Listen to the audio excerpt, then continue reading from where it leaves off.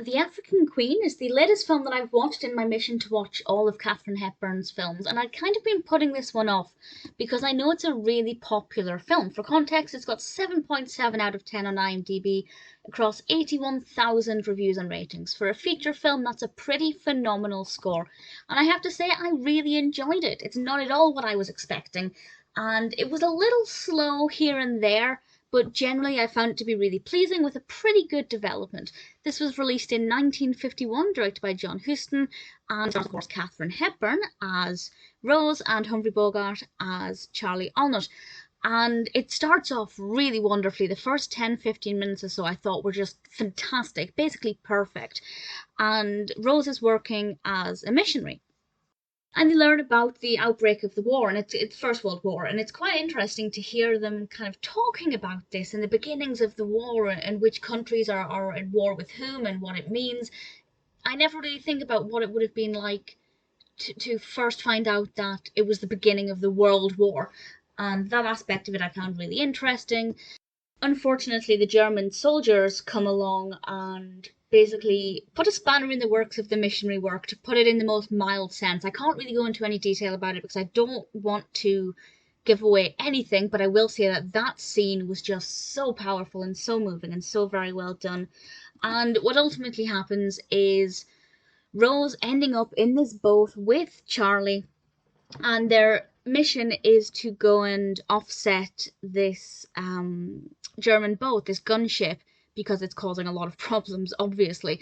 And the majority of the film is them trying to make their way in this riverboat towards this ship, and the many different problems they encounter. There's problems with the water, problems with animals, problems with each other. They definitely are very opposing characters to begin with, but we do have some really great character development, and I loved seeing them perform together. I think Humphrey Bogart and Katharine Hepburn work really well together on screen. I love their character development as they go on this physical journey, and I'd say it's pretty unpredictable. They do encounter quite a lot of different problems that I hadn't predicted.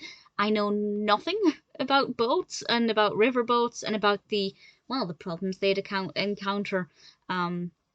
Did I mention this is in East Africa? I don't think I did. And that's obviously a part of the world I know next to nothing about as well. So there were a lot of things in this for me to discover, things that I hadn't predicted that were really fascinating to watch develop. As I said, there were times when it felt a little bit slow, and I think maybe they could have spent a little less time in the boat. Like they could have maybe cut up 15-20 minutes of it from here and there, maybe not as much as that, just to tighten it up a little bit and maybe make the pace a little more consistent throughout. But because I love watching Katharine Hepburn and I just love watching her perform, I still found it appealing to watch. So I really did like it. It's not my favourite Katharine Hepburn film. I feel like just based on the rating, it would be a lot of people's favourite Katharine Hepburn films. I don't know if that's true, that's just me speculating.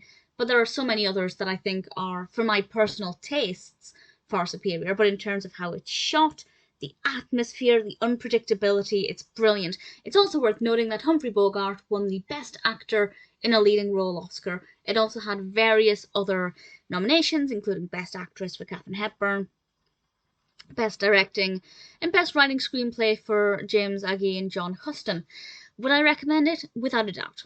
Is it what I expected? Not in the slightest. Would I watch it again?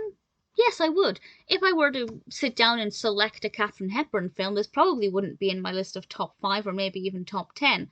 But that's because she's pretty phenomenal and has done some pretty great films. But I have to say, despite not knowing what to expect from it, The African Queen was pretty brilliant.